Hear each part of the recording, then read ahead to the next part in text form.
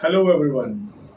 UK standard visitor visa ये कैसे लगता है, ये क्या होता है, इसके लिए डॉक्यूमेंट्स कौन कौन से चाहिए होते हैं, we will discuss this today इंशाल्लाह। स्टे विद अस।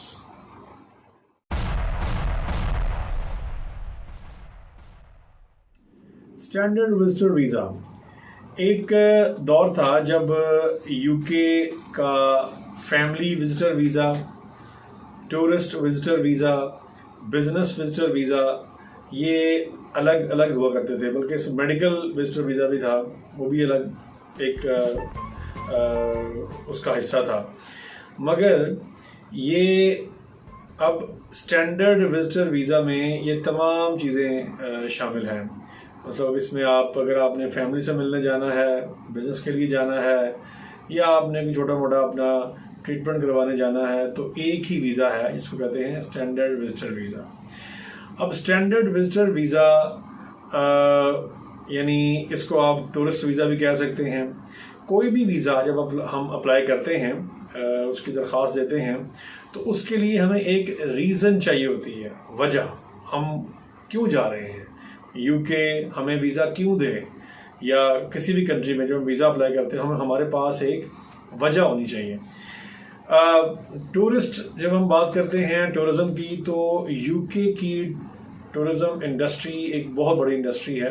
वहाँ पर मिलियंस में लोग आते हैं, चले जाते हैं, और इसका उनकी कंट्री को एक फाइनेंशियल बेनिफिट भी होता है। अब हम पाकिस्तान से अगर जाना चाहें, टूरिस्ट वीज़ा लगवा के वहाँ पर सैर करने के लिए जाना चाहें, तो हमारे पास ये रीज़न है कि हमने वहाँ सैर के लिए जाना है। यानी हमने लंदन घूमना है, हमने मैनचेस्टर घूमना है, हमने लंदन आई देखनी है, हमने लंदन ब्रिज देखना है। इस तरह की चीज़ें जो हम वहाँ पर देखना चाहते हैं, ये हम बताएंगे कि हमने वहाँ ये करने के लिए जाना है। अब उसमें हमने उनको जो चीज़ें दिखानी है वो दो हैं। मतलब आप इनको अगर हम कैटेगराइज करेंगे तो ये दो चीज़ें हैं, दो ऐसे अहम निकात हैं कि अगर हम इनका ख्याल रखें और वीज़ा अप्लाई करें तो हमारा वीज़ा लगने के चांसेस बढ़ जाते हैं।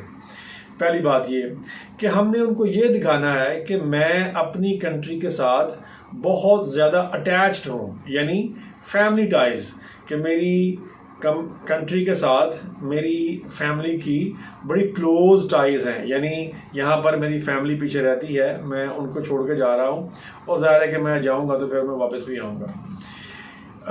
फैमिली टाइज हैं। और दूसरी जो अहम चीज़ है वो ये है कि मेरी यहाँ पर फाइनेंशियल टाइज क्या है, यानी मैं अपने मुल्क में माली तौर पर कितना मुस्तहकम हूँ, मेरा बिज़नेस क्या है, मेरी जॉब कितनी प्रॉमिसिंग है, जब मैं वापस आऊँगा तो मेरी जॉब वहाँ पर होगी। और सबसे अहम बात ये कि जो ये मेरा बिज़नेस है या जो मेरी जॉब है ये कितनी लुक्रेटिव है, यानी मैं कितने पैसे कमा रहा हूँ। ये नहीं है कि मैं अगर 15,000 रुपया मेरी तनख्वाह है तो मैं कहूँ कि मैंने सैर करने के लिए यूके जाना है, तो वो तो डेफिनेटली उसका मतलब ये है कि हम वीज़ा लगवाना ही नहीं चाह रहे हैं, हम तो वीज़ा रिफ्यूज़ करवाना चाह रहे हैं। अगर हम इतनी तनख्वाह लेके जा रहे हैं तो हमें इंतज़ार करना पड़ेगा जब तक हमारी तनख्वाह बढ़ ना जाए। जाहिर है कि कोई ऐसा कारोबार अगर हम करते हैं तो उस कारोबार में भी अगर हम एक सिग्निफिकेंट प्रॉफिट कमा रहे हैं, इतने पैसे कमा रहे हैं कि हम वहाँ जाके ख़र्चा भी कर सकें और पीछे हमारी फैमिली के लिए भी ख़र्चा मौजूद हो, तो फिर ही हमें वीज़ा अप्लाई करना चाहिए। वीज़ा अप्लाई करने के लिए हमें कुछ डॉक्यूमेंटेशन चाहिए होती है। यानी ये वही डॉक्यूमेंट्स हैं जिसको मैंने बताया पहले आपको कि फैमिली टाइज और फाइनेंशियल टाइज, ये दोनों टाइज को प्रूव करने के लिए हमने डॉक्यूमेंटेशन देनी है। मसलन ये हमारी फैमिली के लिए बताना है कि मेरे पास ये मेरी फैमिली है, उसके लिए हमारे पास एक फैमिली रजिस्ट्रेशन सर्टिफिकेट होता है, ये हम दिखाते हैं, निकाहनामा दिखाते हैं कि ये चीज़ें हमारे पास मौजूद हैं, मेरी फैमिली पीछे मौजूद है। फिर अगर हम जॉब करते हैं तो हम दिखाते हैं कि ये मेरा लेटर ऑफ एम्प्लॉयमेंट है और मेरे एम्प्लॉयर ने मुझे इतने दिन की छुट्टी दी है कि मैं वहाँ जाके वापस आ जाऊँ। और एम्प्लॉयर ये भी लिखता है कि ये जो जॉब है ये इसकी परमानेंट है और ये वहाँ पर अगर 1 महीना रह के आएगा या 10 दिन रह के आएगा तो उसके बाद हम इसको दोबारा नौकरी पर रख भी लेंगे और ये तनख्वाह जो इसको मिलती है वो मिलती रहेगी। इस तरह की चीज़ें का वो लिखेगा। अगर हमारा कारोबार है तो उस बिज़नेस में भी हम उनको डॉक्यूमेंट्स दिखाएंगे। ये मेरी बैंक स्टेटमेंट है, बैंक स्टेटमेंट में वो सारा एक हिस्ट्री आ जाएगी कि 6 महीने से कितने पैसे हमारे अकाउंट में आए, कितने पैसे गए। ज़ाहिर है कि हमारे पास जो बंदा कारोबार कर रहा है उसके पास एक से ज़्यादा भी होती हैं बैंक स्टेटमेंट्स, एक उसके कारोबार के नाम की होगी, एक उसकी पर्सनल होगी, तो उसको दोनों ही बैंक स्टेटमेंट दिखाएगा। फिर वो ये भी दिखाएगा कि मैं गवर्नमेंट को टैक्स भी देता हूँ, वो अपना एक सर्टिफिकेट भी उसको देगा। चैम्बर के साथ अगर उसकी कोई अफिलिएशन है तो वो चैम्बर का सर्टिफिकेट उनको देगा। मतलब इस तरह की जो डॉक्यूमेंटेशन है वो देगा और आइटिनरी देगा कि मैंने वहाँ पर कहाँ जाके रहना है मैंने कौन से होटल में रहना है, या किसी ने अगर मुझे इनवाइट किया है तो वो जो जिसने इनवाइट किया है उसका एक साथ लेटर ऑफ इनविटेशन भी साथ लगाया जाएगा। एक हम वीज़ा एप्लीकेशन फॉर्म भरते हैं, फीस पे करते हैं।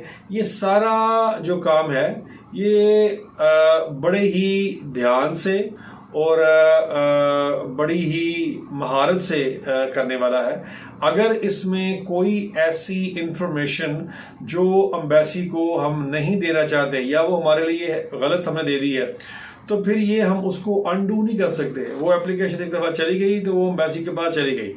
इस वजह से इसको बड़ी ही मोहतात तरीके से ये सारी जो वीज़ा फाइल है इसको तैयार करके तो फिर हमने अपना एम्बेसी से जो अपॉइंटमेंट करते हैं वो करके फीस पे करके फिर हम जाके अपनी वीज़ा एप्लीकेशन जमा करवाते हैं। वीज़ा एप्लीकेशन अगर सही ना हो तो ये रिफ्यूज़ भी कर देते हैं, यानी कि आपको रिफ्यूज़ कर देते हैं कि हमने आपको वीज़ा नहीं देना, या ये कि हमने आपको अब वीज़ा नहीं देना, इस वक्त हमने आपको वीज़ा नहीं देना क्योंकि हम इन 1 2 3 चीज़ों से मुत्तफिक नहीं है आपसे। तो उसका फिर हल ये है कि इसमें अपील तो कोई नहीं होती। अब आप उसका जो उनके एतराज़ात हैं वो उसका जवाब बना के तो फिर दोबारा अप्लाई किया जा सकता है। इसीलिए मैंने अर्ज़ किया शुरू में कि ये बड़ी ही महारत से करने वाला काम है। तो उम्मीद है कि आप इस इंफॉर्मेशन से आपको फ़ायदा होगा। हमें ज़रूर बताइएगा कमेंट्स में, या आपकी फ़ीडबैक का हमें इंतज़ार रहेगा। Thank you very much.